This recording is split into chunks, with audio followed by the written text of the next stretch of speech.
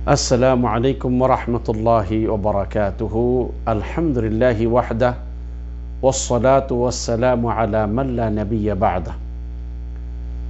قال رسول الله صلى الله عليه وسلم: قال الله عز وجل: من عاد لي وليا فقد آذنته بالحرب، إلى آخر الحديث. اللهم صل على محمد النبي الأمي وعلى آله وأصحابه أجمعين। প্রিয় দিনী ভাই বোনেরা, দীর্ঘদিন ধরে আমরা ওলামায়ে কেরামদের ফজিলত, ওলামায়ে কেরামদের দায়িত্ব, কর্তব্য, ওলামায়ে কেরামদের গুণাবলী বিভিন্ন বিষয় নিয়ে আলোচনা করেছিলাম। আজকে বলবো ওলামায়ে কেরামদেরকে অপমান বা অবমাননা করার, হক্কানি ওলামায়ে কেরাম, কোরআন ও সহিহ সুন্নাহ মোতাবেক আমলকারী ওলামায়ে কেরামদের অবমাননা করার ভয়াবহ পরিণতি। আমাদেরকে প্রথমে ওলামাদের ব্যাপারে একটা বিশ্বাস ক্লিয়ার করতে হবে। ওলামায়ে কেরামগণ যারা আছেন তারা কেউ নিষ্পাপ নয়, এরা মাসুম না, নিষ্পাপ না, ভুলের ঊর্ধ্বে নয়, ভুল হতে পারে। কিন্তু একজনের ভুলের কারণে গোটা ওলামায়ে কেরামের গোটা জাতিকে হ্যায় প্রতিপন্ন করা, অপমান অপদস্থ করা কোনো মতেই জায়েজ হবে না। এই ওলামায়ে কেরামদের অবমাননার বিষয়টা এত গুরুত্ব কেন, এটা একটু বোঝা দরকার। ওলামায়ে কেরামদেরকে, হক্কানি ওলামায়ে কেরাম যারা কোরআন এবং সহিহ সুন্নাহ মোতাবেক জীবনযাপন করে, এই সমস্ত আলেমদেরকে অপমান করা, এদের অবমাননা করা, এদেরকে তুচ্ছতাচ্ছিল্য করার ভয়াবহতাটা এত বেশি কেন? তার কারণ হলো যে আমরা সবাই জানি আল্লাহ সুবহানাহু ওয়া তাআলা আমাদেরকে সৃষ্টি করেছেন ইবাদতের জন্য, ইবাদত করতেও মওত পর্যন্ত। এই ইবাদতের শিক্ষা আল্লাহ নবী রাসূলগণের মাধ্যমে দিয়েছেন। নবী আর পৃথিবীতে আসবেন না, কিন্তু এই দাওয়াত কিয়ামত পর্যন্ত ওলামায়ে কেরামগণ দিয়ে যাবেন। এখন যাদের কাছ থেকে আপনি ইলম নেবেন, যাদের কাছ থেকে আপনি দ্বীনের জ্ঞান নেবেন, তাদেরকে যদি অপমান অপদস্থ করেন, তাহলে আপনি তাদের কাছ থেকে জ্ঞান নেওয়ার আগ্রহই তো হারিয়ে ফেলবেন। ইসলামের শত্রুরা যুগে যুগে এভাবেই আলেম ওলামাদেরকে হ্যায় প্রতিপন্ন করে, মানুষদেরকে আলেম ওলামাদের থেকে দূরে সরাই দিয়ে তাদের বদ্দিনী সমাজে সরাই দেওয়ার জন্য আলেম ওলামাদের নামে বিভিন্ন কুৎসা রটিয়েছেন।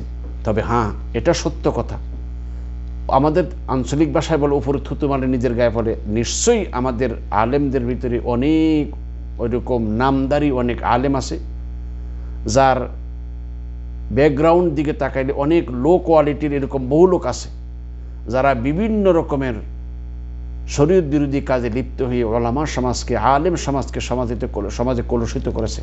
এটা অস্বীকার করার কোনো পথ নেই।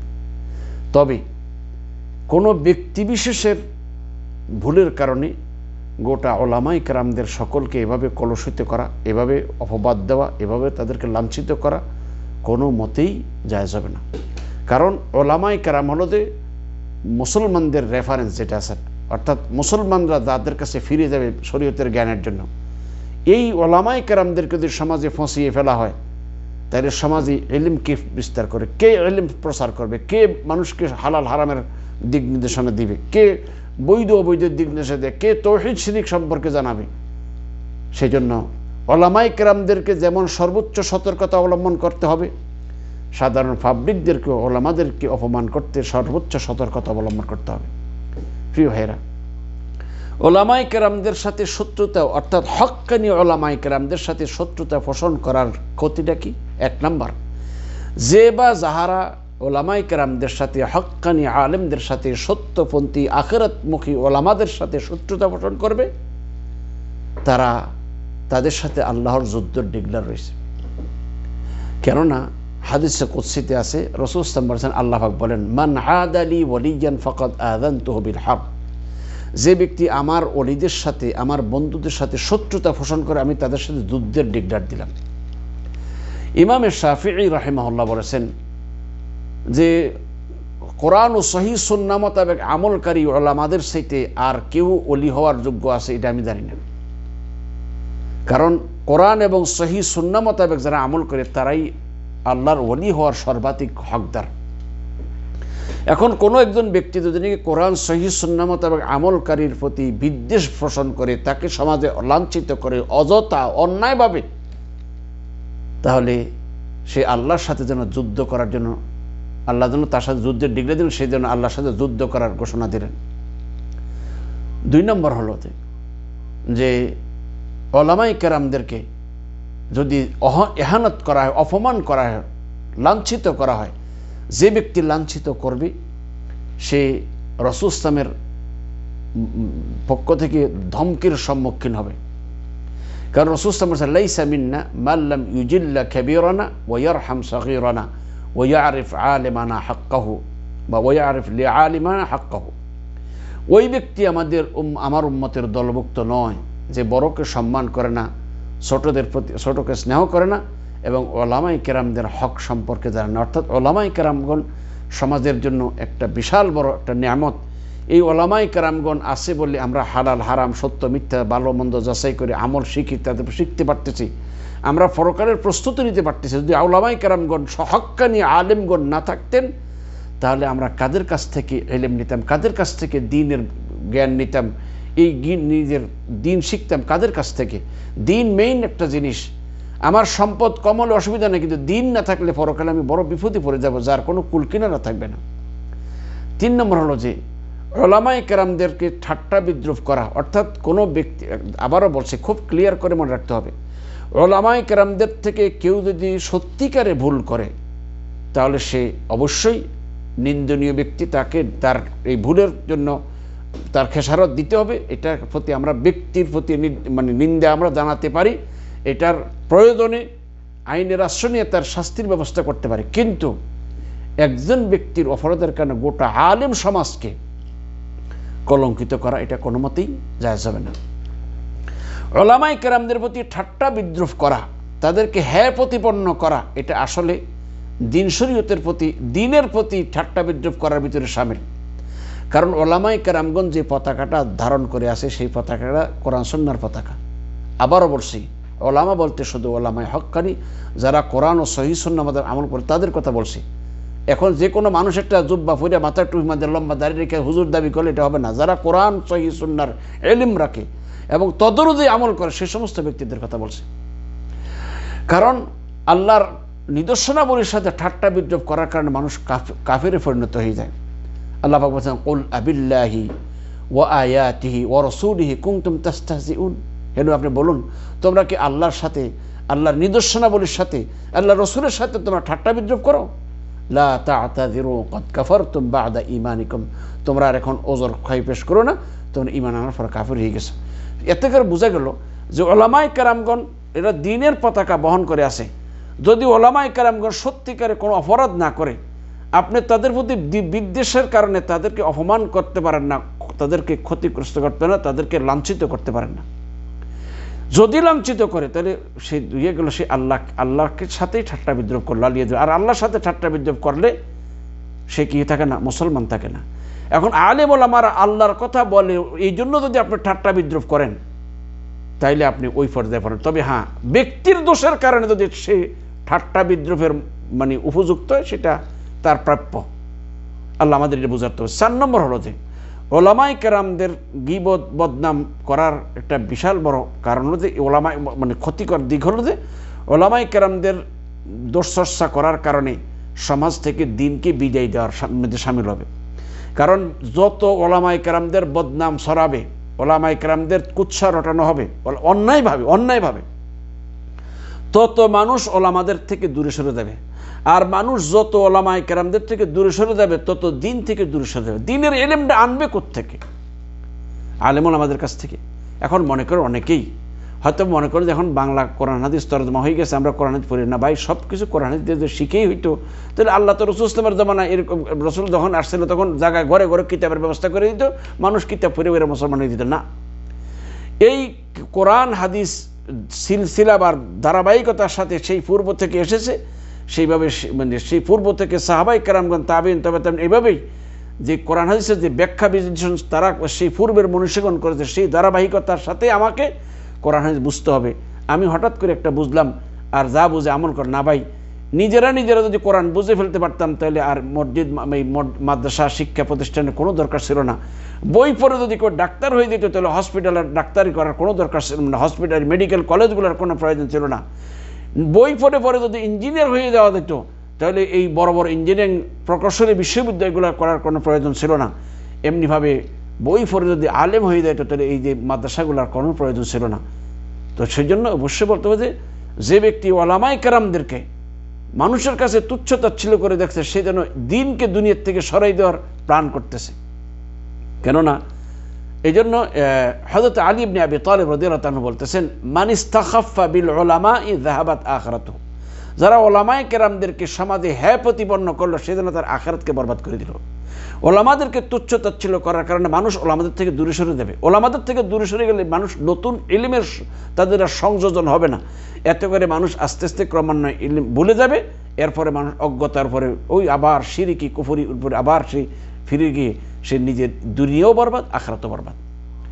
তারপরে 5 নম্বর বিষয় হলো যে ওলামায়ে কেরামদেরকে আলেম ওলামাদের সাথে রাষ্ট্রের মানে ক্ষমতাসীনদের সাথে সুসম্পর্ক না রাখার পরিণামটা অনেক ভয়াবহ। প্রিয় ভাইয়েরা, যারা রাষ্ট্র পরিচালনা করেন অবশ্যই তাদের উচিত, তারা বিশেষ করে মুসলিম দেশগুলোর কথা বলছি, রাষ্ট্র পরিচালনা করার ক্ষেত্রে রাষ্ট্র পরিচালনার বিষয়ে নিয়ম নীতির ক্ষেত্রে শরীয়তের বিধিবিধান সম্পর্কে জানার জন্য অবশ্যই রাষ্ট্রপ্রধানদের আলেম ওলামাদের সাথে সুসম্পর্ক রাখা চাই। যে রাষ্ট্র ওলামায়ে কেরামদেরকে দূরে সরাই দিয়েছে, ওলামায়ে কেরামদের সাথে কোনো সম্পর্ক রাখে না, বরং ওলামায়ে কেরামদেরকে নিধনের জন্য চেষ্টা করে, সে রাষ্ট্রের ধ্বংস অনিবার্য। হযরত রাসূলুল্লাহ সাল্লাল্লাহু আলাইহি ওয়াসাল্লাম একটি হাদিস যে মা বাআসাল্লাহু মিন নাবিয়্যিন ওয়ালা ইসতাখলাফা মিন খলিফাতিন ইল্লা কানাত লাহু বিতানাতানি, বিতানাতুন তা'মুরুহু বিল মা'রুফ ওয়া তাহুযযুহু আলাইহি ওয়া বিতানাতুন তা'মুরুহু বিশ শাররি ওয়া তাহুযযু আলাইহি। হযরত রাসূলুল্লাহ সাল্লাল্লাহু আলাইহি ওয়াসাল্লাম বলেছেন, আল্লাহ যাকেই নবী হিসেবে পাঠিয়েছেন এবং যাকে খলিফা নিযুক্ত করেন তার জন্য 2 জন ঘনিষ্ঠজন থাকে। একজন ঘনিষ্ঠ যে তাকে ভালো কাজের আদেশ দেয় এবং তাকে ভালো কাজের প্রতি উৎসাহিত করে, আরেকজন ঘনিষ্ঠ যে তাকে মন্দ কাজের আদেশ দেয় এবং তাকে মন্দ কাজের প্রতি উৎসাহিত করে। প্রিয় ভাইরা, সত্যি ওলামায়ে কেরাম যারা ওলামায়ে হাক্কানি রব্বানি, ওলামায়ে হাক্কানি রব্বানি যারা কোরআন ও সুন্নাহর ইলম ধারণ করেছে এবং সেই অনুযায়ী মানুষকে আহ্বান করে, সে সকল ব্যক্তিদের সাথে যদি মানে রাষ্ট্রপ্রধানের বা দেশের ক্ষমতাসীনদের যদি সম্পর্ক ভালো থাকে তাহলে তাদের কাছ থেকে দিক নির্দেশনা নিয়ে তারা দেশকে সুন্দরভাবে পরিচালনা করতে পারবে। অন্যথায় বিজাতির মতোই আমাদের দেশের মুসলমান দেশ হওয়া সত্ত্বেও সেই দেশের মানুষ বিজাতির কুসংস্কারের অন্ধকারে ডুবে যাবে। 6 নম্বর হলো যে ওলামায়ে কেরামদের অপমান অপদস্থ করার কারণে সমাজ মধ্যে বিশৃঙ্খলা সৃষ্টি হবে। কারণ ওলামায়ে কেরামগুলো সমাজের আলো, তারা মানুষকে মানে ভালো মন্দ হালাল হারাম সব কিছুর ব্যাপারে সতর্ক করবে। প্রিয় ভাইরা, আপনারা দেখেন এই যে আমাদের সমাজে বিজাতিরা এরা চাচ্ছে যে নারী পুরুষের অবাধ মেলামেশা হোক, নারী পুরুষ একাকার হয়ে যাক, এতে করে তারা এই মানে নারীদের স্বাধীনতার নাম দিয়ে এদেরকে বিভিন্নভাবে হেনস্থ করার একটা রাস্তা খুলে দিচ্ছে। কিন্তু আলেম ওলামাদের দিক নির্দেশনার কারণে মুসলমানরা যখন সেই অনুযায়ী আমল করতেছে, এতে করে আলহামদুলিল্লাহ সমাজের মধ্যে বিভিন্ন রকমের বিশৃঙ্খলার থেকে সমাজ নিরাপদ হয়ে গেছে। এই জন্য সমাজকে যদি মন্দ থেকে বাঁচাতে চায় আলেম ওলামাদেরকে কোরআন হাদিসের ভিত্তিতে সবল হতে হবে। এখন যদি কেউ কোরআন হাদিসের দাওয়াত যারা দেয় তাদেরকে যদি হেনস্থ করে অপমান অপদস্থ করে তাহলে সমাজের ভিতরে বিশৃঙ্খলা ছড়িয়ে পড়বে। কারণ আলেম ওলামারাই তো সৎ কাজের আদেশ দিবে, অসৎ কাজের থেকে বাধা প্রদান করবে। এখন যে সমাজে সৎ কাজের আদেশ করার লোক থাকবে না, মন্দ কাজে বাধা প্রদান করার লোক থাকবে না, সেই সমাজটা কি অবস্থা হবে এটা আপনারা অবশ্যই আন্দাজ করতে পারবেন। 7 নম্বর হলো যে ওলামায়ে কেরামদেরকে অপমান করা এবং তাদের হক নষ্ট করার কারণে এটা করাটা ইহুদিদের সাথে একত্রতা ঘোষণার ভিতরে শামিল। অর্থাৎ ওলামায়ে কেরামদেরকে মানে অসম্মান করা, ওলামায়ে কেরামদের অধিকার থেকে তাদেরকে বঞ্চিত করা, তাদেরকে অসম্মান করা, এটা যেন ইহুদিদের মানে প্ল্যান বাস্তবায়নের ভিতরে শামিল। ইহুদিরা এরা এদের ওলামাদের বা বিশেষ করে ইহুদিরা যারা আছে এরা দীর্ঘকাল ধরে চেষ্টা করে আসছে আলেম ওলামাদের থেকে মানুষকে সরাই দেওয়ার জন্য। কারণ ইহুদিরা মুসলমানদের ভিতরে যে বিভ্রান্তি ছড়াতে চায়, এই বিভ্রান্তির পথে একমাত্র বাধা হলো আলেম ওলামারা। যেমন আপনারা সহজে বুঝতে পারবেন, ইহুদিরা চাচ্ছে যে নারীর অধিকার নাম দিয়ে নারীকে স্বাধীন করে দেওয়া। এরা আপনারা ইতিমধ্যে সবাই কম বেশ জানেন যে আমাদের দেশে যারা যে মানে ট্রান্সজেন্ডার না কি জানি একটা বলে, যে ওরা যে নারী পুরুষের একাকার যেটা হয়ে যাওয়ার বিষয়ে তারা যেটা করে, নারী মনে মনে সে নিজেকে পুরুষ মনে করবে আর পুরুষ মনে মনে নারী মনে, এই জাতীয় যে একটা বা লিঙ্গ চেঞ্জ করার বা নর নারীর অবাধের সম্পর্কের যে পায় তারা করতেছে, এইটা করে তারা নিজেদের ঐতিহ্য তো নিজের মান মর্যাদা তো হারাইছে। মুসলমান দেশের মধ্যে নারী পুরুষের মধ্যে একটা ভেদাভেদ আছে, এইটাকে তুলে দেওয়ার জন্য তারা হাজারো রকমের কৌশল করতেছে। এই আলেম ওলামাদের উপরে তাদের এত ক্ষোভ কেন? কারণ তাদের ক্ষোভ হলো যে এই তাদের পথের একমাত্র কাটা হলো আলেম ওলামারা। এই জন্য কারণে অকারণে বিভিন্ন সুতা ধরে আলেম ওলামাদেরকে অপমান করে সমাজে ওলামাদের প্রতি মানুষের বিদ্বেষী ভাব সৃষ্টি করার জন্য তারা যোগ ধরে চেষ্টা করতেছে। যেটা দিনের পর দিন আপনারা দেখেন, এরা নাটক সিনেমায় গুন্ডা চরিত্রের অভিনয় করে একজন দাড়িওয়ালা লোক দিয়ে, ছোটটা বদমাশের অভিনয় করা একজন দিনদার লোকের বেশ দেখা, এবং বিভিন্নভাবে সমাজের যত ক্রিমিনালি লোক আছে, যত ক্রিমিনালি আছে, সমস্ত ক্রিমিনালি কাজকর্মগুলা কারে দিয়ে করায়? একজন দিনদার লোকদেরকে দিয়ে। প্রিয় ভাইরা, আপনারা খেয়াল করে দেখেন, এইভাবে এইসব মানে করার কারণ হলো মানুষের অন্তর থেকে আলেম ওলামাদের প্রতি যেন সম্পূর্ণ ঘৃণার সৃষ্টি হয়, অন্তর থেকে যেন আলেম ওলামাদের প্রতি শ্রদ্ধা ভালোবাসা চলে যায়, এবং মানুষের অন্তরটা যেন আলেম ওলামাদের প্রতি ঘৃণায় ভরে যায়।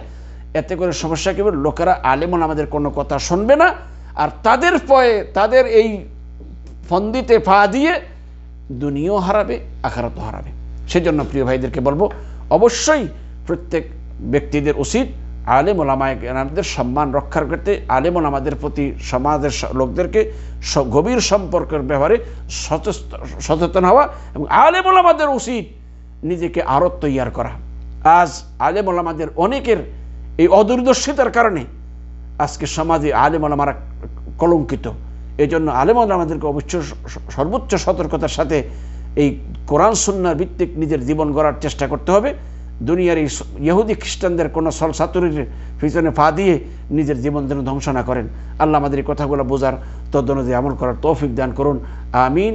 ওয়া আখিরু দাওয়ানা আনিল হামদুলিল্লাহি রাব্বিল আলামিন। আসসালামু আলাইকুম ওয়া রাহমাতুল্লাহি ওয়া বারাকাতুহু।